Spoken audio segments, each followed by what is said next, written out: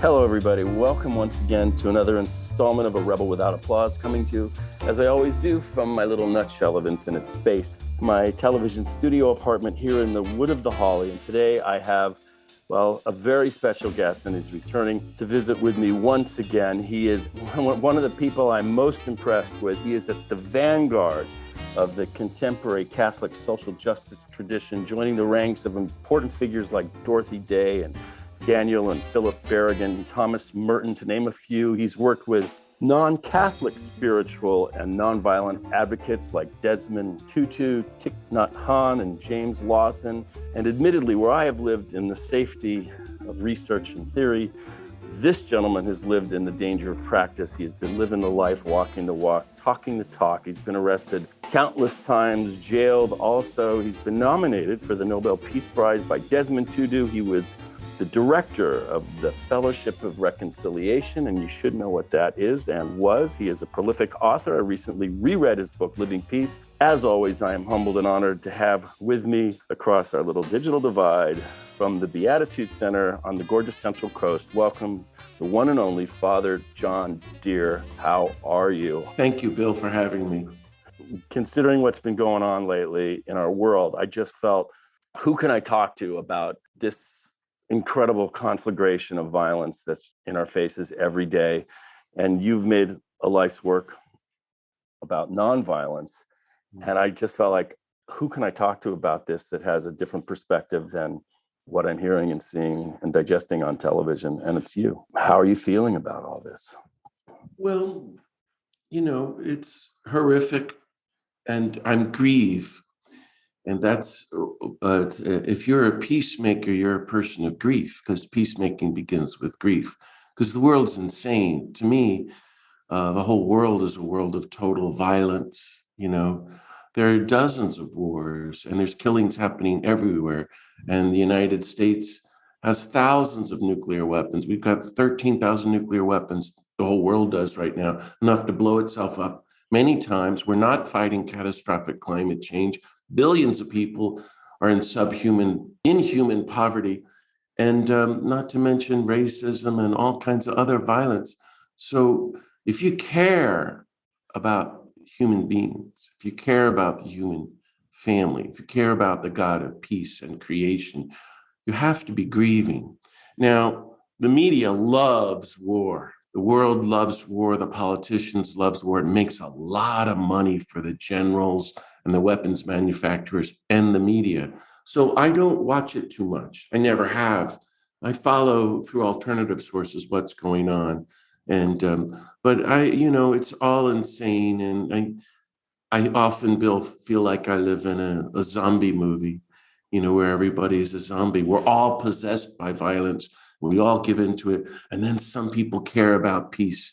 But the minute the media start talking about a war, by the way, there's lots of wars happening, then everybody says we got to go back to war. And that's always a sign to me of how we've all been infected by the culture of violence. But the only way forward is peace and nonviolence. And it's a commitment.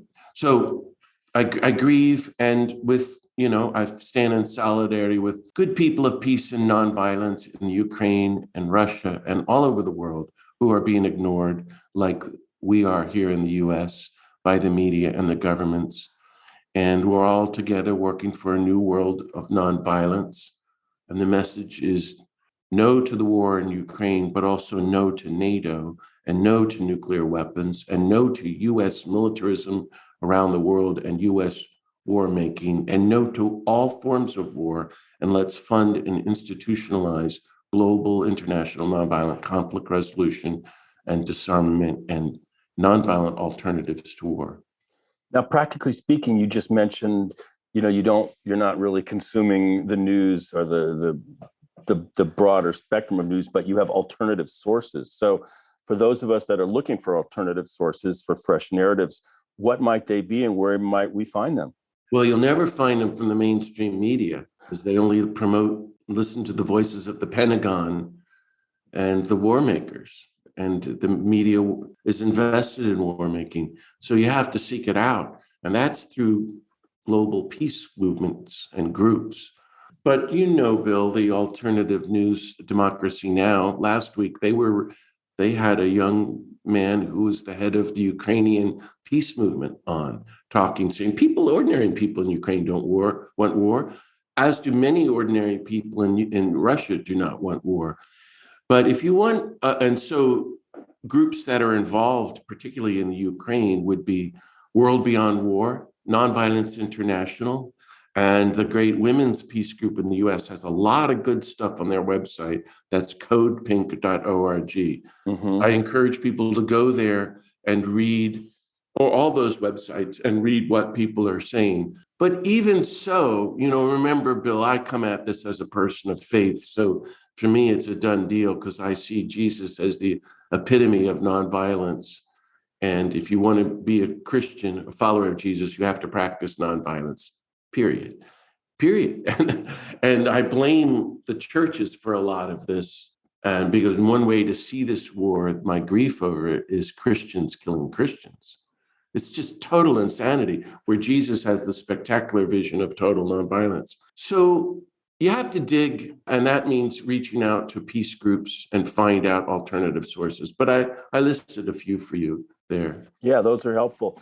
I went on the Fellowship of Reconciliation website, and I didn't realize that was, of course, for those that don't know, that initiated, I think, actually through the YMCA during the years around World War I, and it helped spawn a whole generation of other organizations like the ACLU and CORE, and so many people like James Lawson were part of that.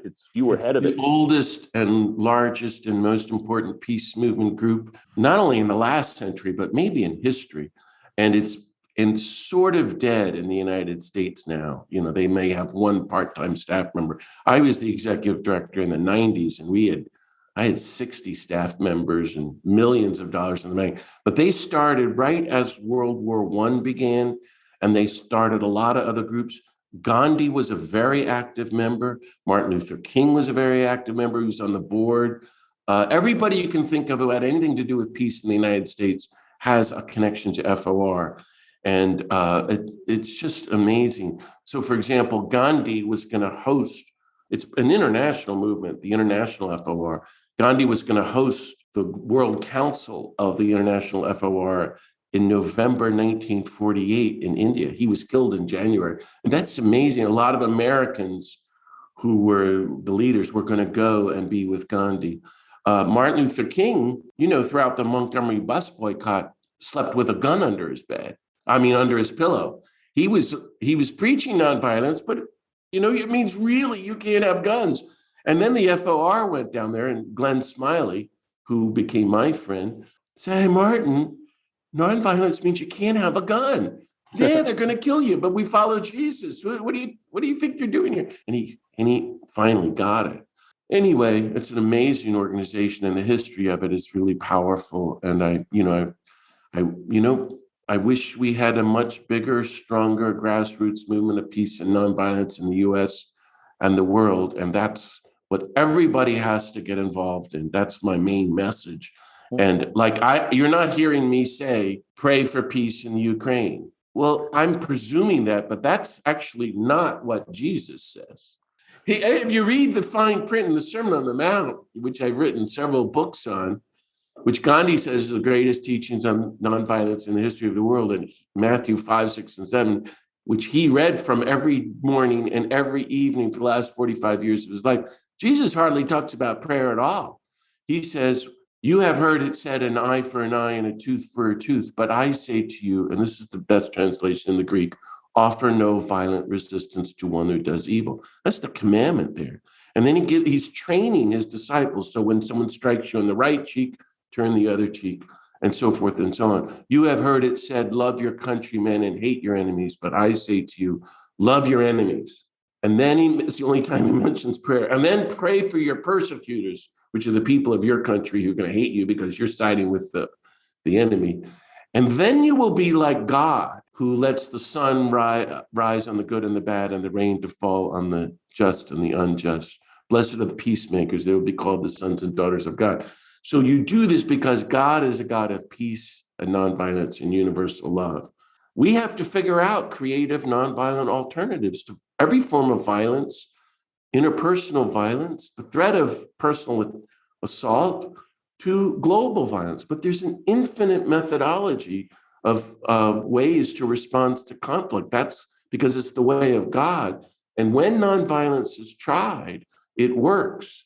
And more than that, we're supposed to be loving the people who our country says should be killed. That's why I went to Iraq and El Salvador and Nicaragua and Afghanistan. If I could go to Ukraine, I would. But the work is really here in the United States to get the church. All the churches around the world have to return to the nonviolence of Jesus. All of us have to get rid of nuclear weapons and convert this insane rush to permanent warfare, which is the way our country is set up. Most of the money in our country, trillions of dollars, go for war, when we could easily use that money to not only end hunger and clean up the environment, and give healthcare to every human being on the planet. We can institutionalize nonviolent conflict resolution. Anyway, what I'm trying to say, Bill, is Jesus would want us to be working for justice and discernment and peace. I'm reminded of the comment that I read somewhere when George Bernard Shaw was a great thinker, said, the problem with Christianity is that nobody's tried it.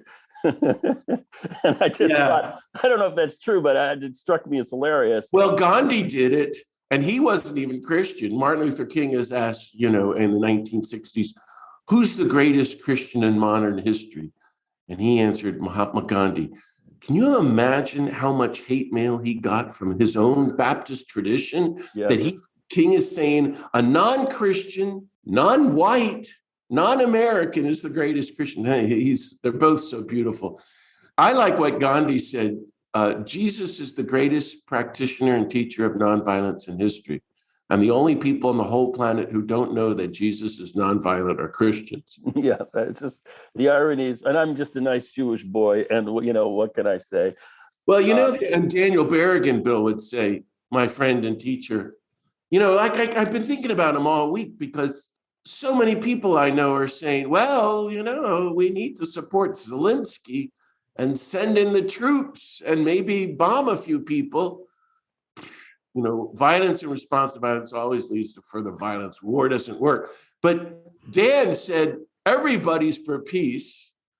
We're all people of nonviolence between wars. Exactly. It's like being a vegetarian between meals. I don't eat meat except when I'm hungry. Well, that's what I feel within myself. I'm going to recognize that, like, don't go there, Bill. You have to just renounce violence, renounce it. It doesn't work. And then you're buying into the lie, the myth of redemptive violence, that war works and that bombing and retaliation. Then you're listening too much to the news. It's all a lie. Let me ask you this. Yeah. Gandhi was not a finished project in South Africa. He had an evolution as a person. As I recall, he participated as an ambulance driver in World War I, and even something with the Zulu Wars in South Africa. If Gandhi was sitting in Kiev today, what do you think he would do? What would he respond? And I just want to say one other caveat, because we've talked about nonviolence as a remedy or as a tactic or as a discipline to confront social injustice, whether it was segregation with Lawson and Martin Luther King.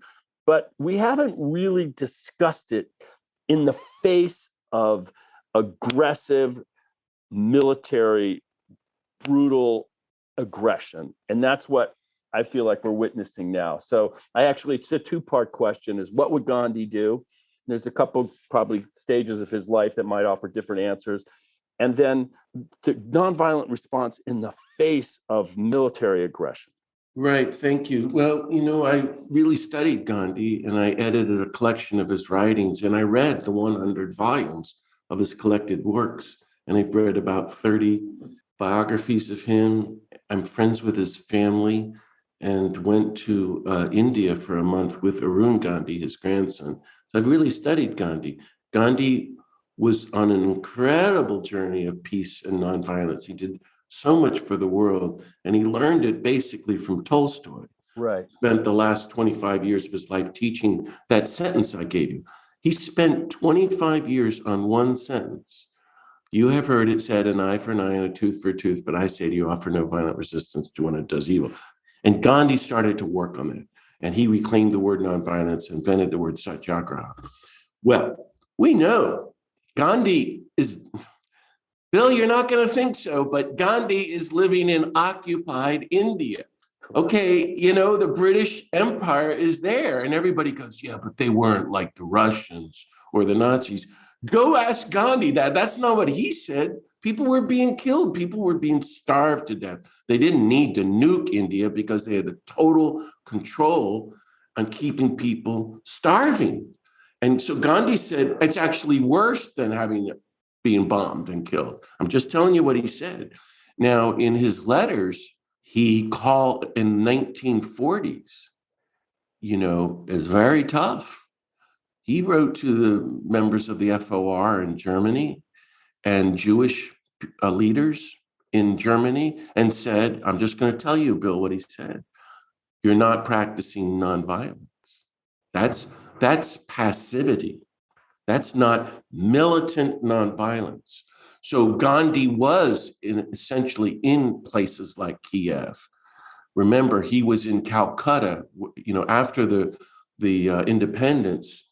2 to 3 million people were killed in India, 2 to 3 million. And the worst place was Calcutta. Gandhi moved into the house of a Muslim at the height of the rioting, and he was under constant death threat and went on a fast to the death and ended all the killing.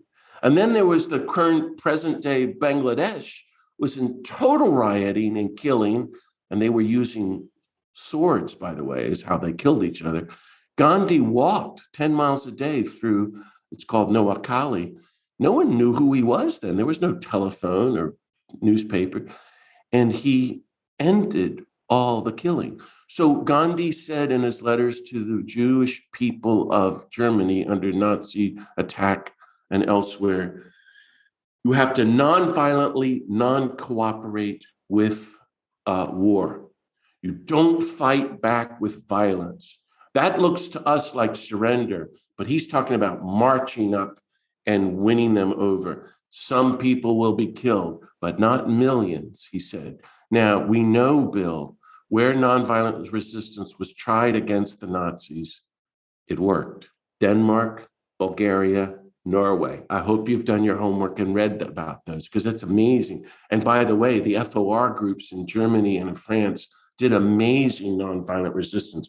It's just that people get caught up in war fever or total fear and passivity, and none of that is nonviolence. So what's the nonviolent response to these situations? It means remaining nonviolent, not retaliating, and even, but not being passive and not running away. And so standing your ground, as the Ukrainians said in Democracy Now! Last week, and putting all guns down, trying to win over the Russians so that they will disobey their own orders. So what needs to happen is, to my mind, the Ukrainians are dumb trying to fight back because they don't stand a chance, and they could be nuked because Putin is crazy, but so is Trump, and so is the United States. The whole world is crazy. So responding with militarism in war is only going to lead to further militarism in war. That was one thing that's so amazing about the story of the Danish resistance to the Nazis, because they just let the Nazis come in, and the Nazis roll in on a Wednesday morning and says, okay, every Jew in Denmark has to wear the armband. And the Nazis, like the Russians, it's a slow getting away with murder, and then it's too late. But the king appeared on the balcony in Copenhagen wearing the Star of David and said, let's all wear the Star of David. And the Nazis don't know how to respond to nonviolent resistance. They only know how to respond to violence. And there's been 100 cases of how nonviolent resistance works when it's tried. The expert on this is Dr. Erica Chenoweth, who wrote this massive book, Why Civil Resistance Worked, and she studied every war and violent revolution from 1900 to 2006. It's all statistics. We know that nonviolent resistance leads to a faster end to the conflict, much less killing, and longer lasting nonviolent social transformation. I think the Russians should non-violently non-cooperate with Putin and refuse to join the army and get put in prison. And the Ukrainians should be doing the same thing. And we need to be doing that here in the US to non-violently non-cooperate with the US nuclear weapons industry, the whole war machine, the Pentagon. We should not join the US military. We should not send our kids over there. We should be supporting nonviolent peace movements here at home and all around the world, really resisting the war machine everywhere in every form. And that's what I've been trying to do with my life. And it's all sowing seeds. You're looking at me like, well, John, that's awful nice. Good luck with that. That's you're a nice guy. You tell me, has war worked? Here we are on the brink of global destruction again. So no, I mean, a couple reactions. Firstly, it wouldn't be the first time that a Russian army voted with their feet. Right. The Tsar's army in World War I simply left. That happened last week. There were cases. And how about the thousands of Russians marching, getting put into jail last week, and also people marching in Ukraine? That's what needs to happen here too. Right. So it wouldn't be the first time in history that soldiers marched with their feet. I think that was a term that Lenin coined, and it fomented a revolution, albeit a violent one. Another thought occurred to me because, I was in these Lawson workshops, and he always says that nonviolence, or the practical application of it in the face of violence or injustice, required no less training than a military campaign, no less preparation. I think it requires more. Yes, yeah. More, but a lot. Yes. And I don't know the measurement.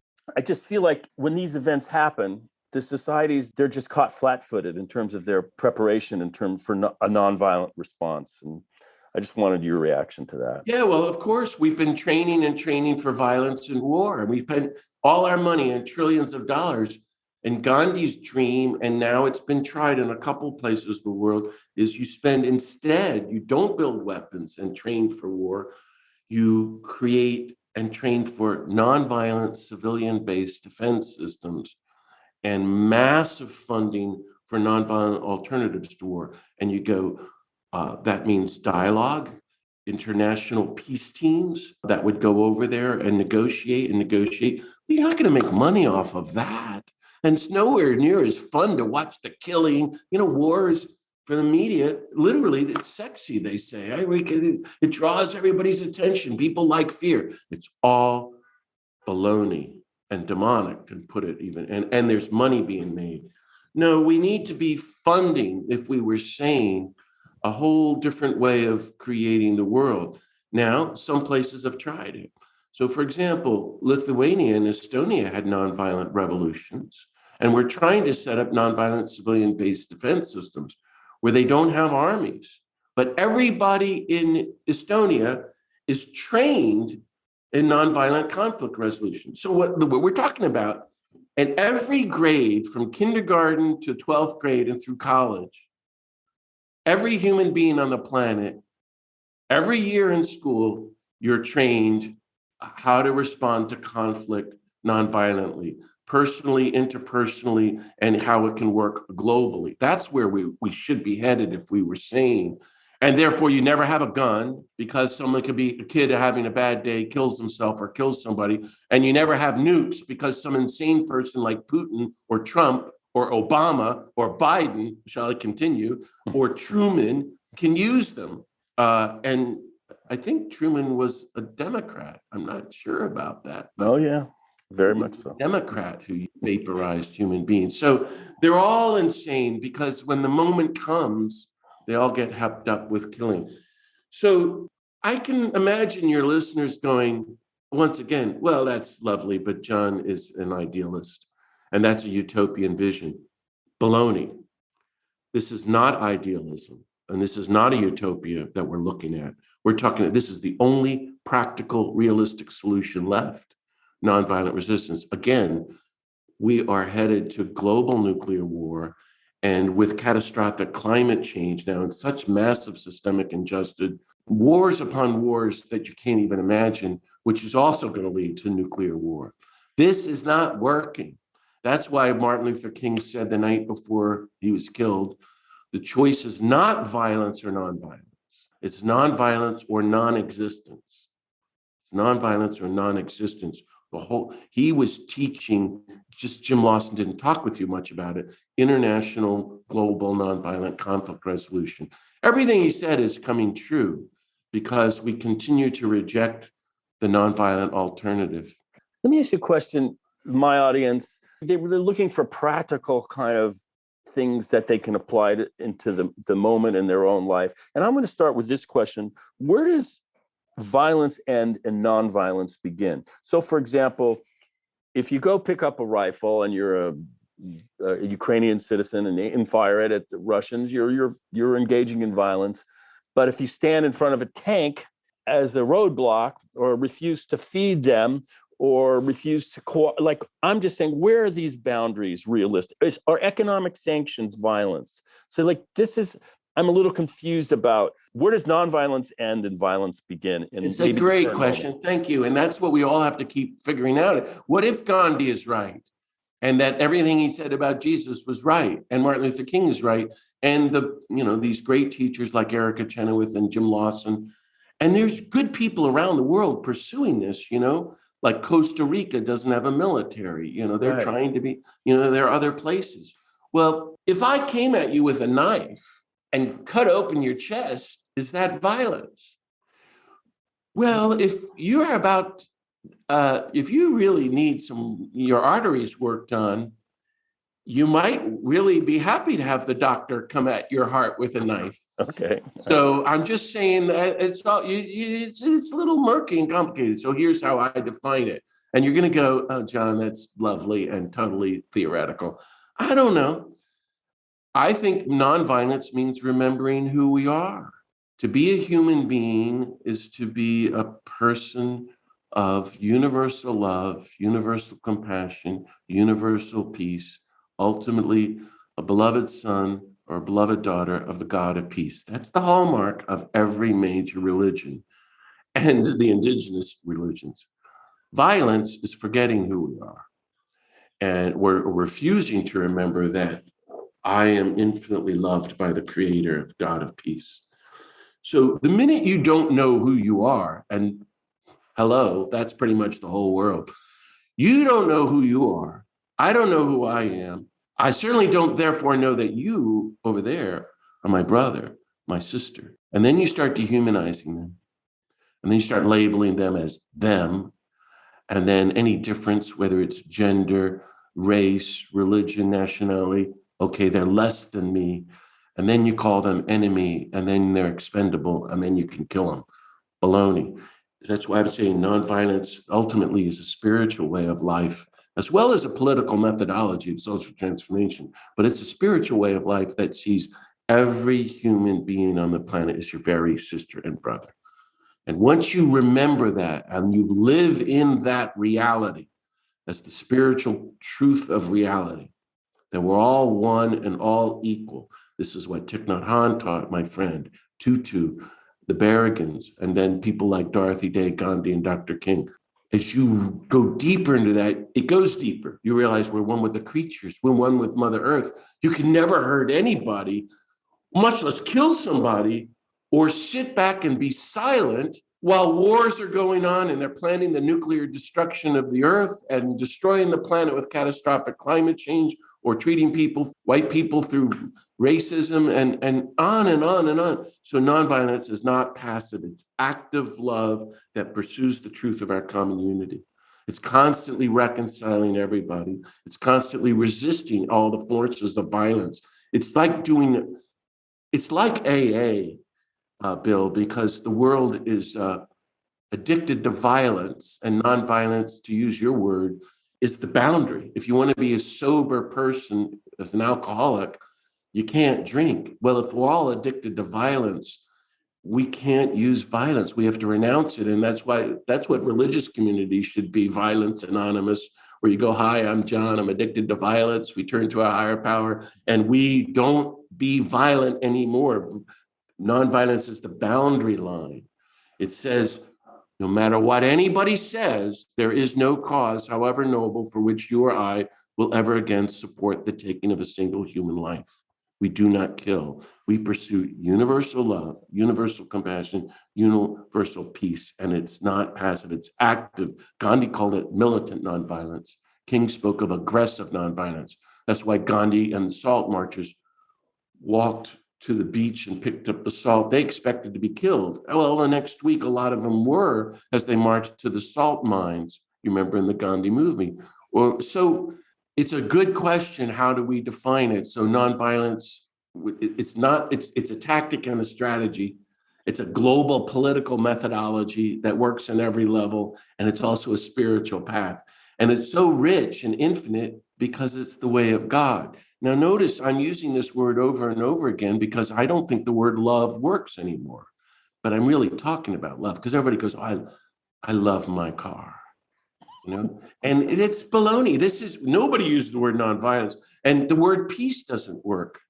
And I had a campaign at Los Alamos where they build all the nuclear weapons. And I spoke at the high school there. I don't know if I told you this before, Bill, but the kids told me they've been drilled into their heads that we are the greatest people for peace on the planet, the ones who build nuclear weapons. Do you see? Hitler was all for peace. Trump is for peace. Obama won the Nobel Peace Prize, and he was waging wars all around the world, especially in Afghanistan, where I've been, where I have friends. So that's why I'm using this clumsy, difficult Gandhi word, nonviolence, that it means this being who we are, being truly human, and working for a more nonviolent world. And even if you say to me, Bill, well, John, that's just nice. And if you were in Kiev, you'd be killed. Well, maybe. Even in the end, I don't want to die with a gun in my hand, trying to kill a sister or brother. So, and by the way, we're going to die anyway. So what are we doing with our precious life, as Mary Oliver said? Well, we're going to try to live in peace and live out the great Isaiah vision of beating swords into plowshares and studying war no more and creating no more harm on all of God's earth. That's what the prophet Isaiah said thousands of years ago. And that's what all the religions call us to do. And that's why it's the spirit. The spiritual life is very different, in my opinion, an authentic spirituality from what's being taught throughout the world today. Anybody can be violent, Bill, but to really be nonviolent means you're going to need God because you don't have guns, you end up not having a lot of money, and your only security is in God and love and creativity. But once more people and building the movements, as people join these movements, it can become contagious.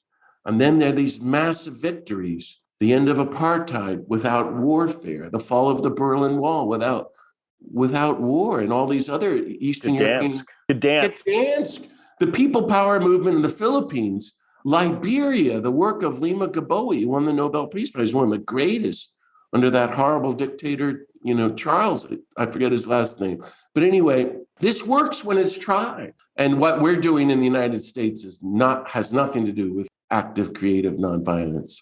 There's very few people engaging in it, but we have our job here, which is to get rid of nuclear weapons in the United States and disarm this country. I would trade out one word, peace, which you say feels like, hey, everybody now goes, hey, I'll see you later. Peace. Okay. It's just they throw the word around. I would just trade it out with justice, or I would even get a little more simpler than justice, because that feels like it's in the courtroom. I'd say fairness. That's what's justice. It's like we all have a sense of what's fair. And if we start with let's just be fair. I think it feels like it's more active because you can kind of like make things fair. Peace just feels like the absence of war, at least just like nonviolence. That's very good point. Well, isn't that what Moses tried to do? He taught justice and fairness. And that's where the whole teaching of an eye for an eye and a tooth for a tooth, which is pretty much still the way it's fair. It doesn't work, though. That's why I say, here's the way it's all very important to think about how you frame this. That's why I think nonviolence is the starting point, where we say we're not allowed to kill. You're not allowed to kill. But once we all step into that, create the boundaries of nonviolence, then, oh my gosh, are we going to get clarity about fairness and justice and restitution and words like reconciliation? And we don't even know what peace means, because there's no peace if people are starving to death on the planet and 25,000 kids die of starvation every day. So obviously we're talking about justice, social, economic, and racial justice. We're talking about fairness. But Bill, I don't think you and I can have that conversation, because we are the 1%. In the United States, is 4.7% of the world's population, and we have stolen or control 60% of the world's resources. Now, if you want to use the word fairness, any kindergarten kid would say that's totally not fair. That's why I like the word. I know. Well, if you that old experiment, they do with grade school kids, if you have 100 kids and 4 of them get all the food for 60 kids. Yeah, you have a revolution. Yeah. Only it's got to be a nonviolent revolution. There has to be a revolution, but it's got to be nonviolent. How do you get the food back from the 4.4 kids who have most of the food for everybody else? They get all the cupcakes. Well, I think you need to reach out to them. They're also human, and they're going to get a lot of cavities. The 4 kids? Yeah, they're also human. Bill, you and I are the 4%. The people of the United States. Yeah, I mean, we've got a lot of work to do here in the United States, organizing, and all your work on this podcast should be to promote grassroots movements here in the United States to really dismantle the U.S. war machine and spend those trillions at the roots of justice around the world. The roots of war is injustice, is poverty, starvation, and that leads to racism and all kinds of violence, and then warfare, and also advocating for a non-nuclear world. It's critically important, and funding the cleaning up of the environment. It's now so big and so beyond our understanding that it seems hopeless, but we know that organized grassroots, bottom-up people power movement of nonviolence work. And what we need is something way beyond Gandhi, Bill. We need a global grassroots movement beyond anybody's understanding, a people power movement that totally non-cooperates with every government in the world, saying no more money for war, no more money for nuclear weapons or for killing. We want food for every sister and brother on the planet, and clean water and housing and jobs and education and cleaning up the environment. All of that's doable with the money we have. And then with the infinite money left over, let's educate every human being in the methodology of personal, interpersonal, and global nonviolent conflict resolution. That's the spiritual life. When my dad, he's still around, he's great. He takes tremendous pride in the time he spent in the Marine Corps, fundamental to his sense of self, his manhood. And, he's 90. And he said, I go, why did you join? He goes, well, when I saw that movie, Sands of Iwo Jima, with John Wayne, he goes, and then the Jewish kid gets killed and recites the Shema prayer before he expires, and John Wayne kneels over him and then charges up the hill. And he goes, they had me. Mm-hmm. So he was brainwashed, like we all are. Everybody in the whole world. It's not just your dad. My dad too, Bill, was in the war. And everybody's for war. And what are they being taught? Heroism. And they're being taught community. I mean, your dad probably had his best friends then. And what we need to shift the paradigm, that's why things like this are important. And we do need to change the media too, to show that real heroism is nonviolent heroes. Than all the people of nonviolence who are working for ending war, right? And then that communities, your best friends should be, every human being on the planet now needs to be in a small affinity group that's called, in Latin America, they're called base communities, about 30 people that you meet with once a week and have a meal with. They become your best friends to nonviolently resist violence and injustice and war. Now that's how people in Latin America survive. That's where we're heading in the United States. So then I'm glad your dad was wanting to be a hero and give his life. That's the greatest thing. But we don't want to give our lives by taking other lives. by killing people. We want to be like Gandhi and Dr. King and give our lives, but without violence, without using the means of the opponent. And we want to find friendships in the grassroots movements. Now, this is what Thich Nhat Hanh experienced. This is what Archbishop Tutu experienced. This is how Daniel and Philip Berrigan lived their lives, and Dorothy Day. I know that. I know 4 of those names I just mentioned for decades. And I've been all over the world, and I counted 11 wars myself, and I've been in prison, but I've been to a lot of war zones, and it's all a great lie. But the people who are on the ground resisting and living nonviolently, wow, the heroism. Your dad didn't have a chance. There was like 5 people for peace in those days. Yeah, the post-World War II Today generation. There's about 50. Today there's about 50 in the United States. Forget about it. He didn't have a chance. My dad's a great guy, and thank God. Yes, of course. He didn't have to fight a war. But you're right. You made a great comment. It's almost like football players. I played football. Honestly, I loved kicking ass. It was so fun. But I think the metaphor of sports is different than real violence. But what do you take away from it? Not the great tackle or winning. You take away from it your friends in the locker room. Friendships. It's about community. And we don't have community in the United States. And we don't have friendship anymore. And the families are disintegrating. All of that is going, and that's going to lead to our destruction. Look within Christianity as the churches are collapsing. The churches should have been a community of friends, but so should synagogues and mosques.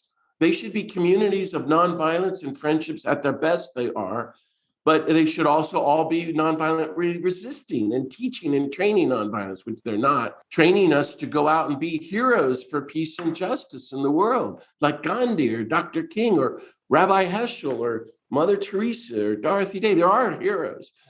And that's what I'm trying to do, Bill, is figure out how even though, it's there's so few examples, with my friends to find community and to live a heroic life of nonviolence. And I'm finding it, Bill. I find great meaning in working in the grassroots movements for peace and nonviolence, that this is the greatest thing we can do with our lives. And no matter what, I don't want to, when I die, have participating in killing people. And the only way we as North Americans can do that is by resisting our own government. Because if you're not involved in the grassroots movements, if you are not resisting our own country, like good Ukrainian peacemaking Ukrainians and Russians are, then we are complicit and we're the problem. We're part of the problem, allowing the United States to dominate the whole world. Bill, I'm going to go on and on here. You better interrupt me. I better interrupt. But one of the things that lost, and you've just echoed it too, is that it's the creative application of these principles with the circumstances of the moment. A march to the sea today for salt would not be so meaningful today for me. I get to surf. But other than that, so the creative application of these principles in our current moment is, to me, the challenge. In Nashville, it was the lunch counters, those hamburgers that they won't let us eat. That's the weak point in this little artifice of segregation. I just sort of think like, okay, Gandhi's in Kiev or Gandhi's in Moscow. Where's that weak link where we can apply these nonviolent principles to obstruct and prevent and eliminate this war, this catastrophe? So that's sort of like where my thinking is as of this moment. Like, what is the creative application of these principles in this moment, given these circumstances? And that's where it's creative. Yeah, I think people are working on that and trying to figure it out around the world. Again, if you're concerned about Ukraine, I think we need to oppose NATO. And that means us as Americans, as well as support nonviolent peace movements in Ukraine.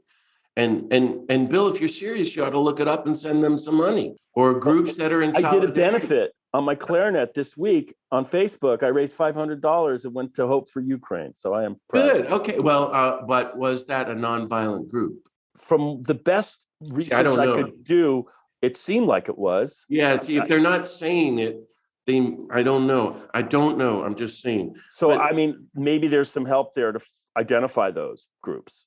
Right. And the best, I listed the Beyond, World Beyond War, Nonviolence International, and Code Pink have connections. You can also go to Democracy Now!, listen to the interview from the leader of the Ukraine peace movement, who's a young guy. So that was what was so interesting to me about Daniel and Philip Berrigan. They're figuring out, how do you be creative like Gandhi? And in 1968, the war in Vietnam was just starting. Draft cards, right? And okay, draft cards. Okay, well, some kids, actually the first one to do it was Daniel Berrigan's student. And they got a lot of hoopla. And the war goes on. They're going, that's not enough. So they walk into the draft board outside of Baltimore, steal hundreds of draft cards, go into the parking lot, and poured napalm over the draft cards and in front of the CBS News camera and lit it on fire. And Daniel Berrigan issued that. Talk about symbolism. The statement was, our apologies, good friends, for the burning of paper instead of children. And we're so sorry. We wish we could drop napalm on young children in Vietnam like the rest of you. We only do it to paper. And everybody freaked out and they went to prison for 6 years, but it woke up and created the peace movement. I went to Los Alamos with this question 20 years ago on the 60th anniversary. And we had about 400 people way up in the mountains outside of Santa Fe on the anniversary of Hiroshima, to the national laboratories where we build every single nuclear weapon. The pit, the core of each bomb comes from this place. What do? We took up the Jewish prophet Jonah, who walked through the town of Nineveh and called them all to repent of violence. And the whole town, as you know the story, I'm sure, repented in sackcloth and ashes. And I said, that's a good idea, because ashes were all that was left in Hiroshima. So we walked through the whole town of Los Alamos and poured ashes, and we all sat down in sackcloth, using this one of the most ancient forms of nonviolent protest in recorded human history. It's from the Jewish prophet Jonah, and prayed in silence. My slogan was, begging the God of peace for the gift of nuclear disarmament. And we got a lot of publicity because it freaked everybody out. Everybody thought, well, those people are crazy. And we were the front page of the papers for years. I think that it kind of worked because everybody in the state of New Mexico knew what we were doing. We were calling for nuclear disarmament, and it's still going on. Well, so what we need to do is keep being creative. We have so many more resources than Gandhi ever had. There's so much more about nonviolence now, many books, trainings through the internet, and so many brilliant speakers. There's more happening about nonviolence right now than ever before in history, actually. And there's more nonviolent grassroots movements happening now than ever before in history. And some people claim, like the great Harvard scholar Erica Chenoweth, that 2/3 of the human race is currently involved in some form of grassroots nonviolent movement. That's very hopeful, Bill. You're just not seeing it here in the United States. Why not go surfing all day? Why get involved in the struggle for justice when we have everything we need? Which echoes your part book. Of our problem. Your book ultimately felt optimistic when I finished it. It did feel like there was space for some hopefulness. Another person, we talked about in our last conversation, was the Terrence Malick hero, Jägerstätter. Franz Jägerstätter, yeah. Right, who may be a more appropriate analogy because he protested, he exercised nonviolence in a time of massive war.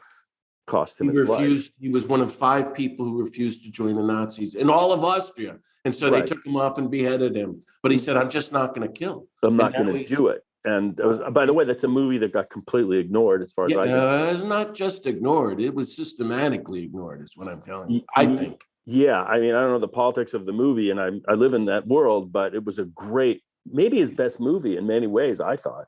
But yeah. What's the name of it, Bill? Tell your listeners. I forget. It's a hidden life. A hidden life. It's a beautiful meditation on these questions. On these questions in the face of overwhelming violence.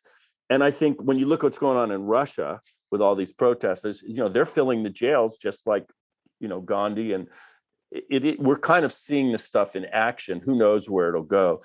I would also say that those poor young Russian conscripts who in all likelihood had no idea where they were going and where they are, have no appetite to fight and kill and be killed their neighbors. Right, of course. So they need to non-cooperate. Well, we're headed in the same situation if Trump is back and whatever, this country is moving to fascism. So I always say the whole world is connected. You know, we can support the movements in Ukraine and Russia. And maybe one of the best ways to support them is to really beef up our support for the grassroots movements here in the United States to end racism and war and gun violence, nuclear weapons and environmental destruction, and to see that it's all one. Go and study nonviolence and the great books coming out about the methodology of nonviolent resistance and the thousands of creative ways it can be used to stop tyranny, fascism, and war. Yeah, there's a new one. And also your spiritual roots. Do your inner spiritual work. Lawson just published one. Jim Lawson just published one, which I read. Can't remember the title, but oh, Bill, man, you got to work on your memory skills. I know. I did read it, I have to say. Well, thanks for having me, Bill. And I hope this was helpful to your listeners. And it's helpful to me, and it's, I want to have some positive takeaways. There's still so many mysteries. I think there's a lot of examples. Maybe this nonviolence is actually going on in a big way right under our nose, and we're not really getting the right. privilege And of it's not easy to film and show on the news, except for when the dramatic moment, like in the Philippines, when the nuns knelt down in front of the tanks, or the young man marched in the Tiananmen Square. Yeah. Right. But we need to keep creating those moments, but it's this long, slow process.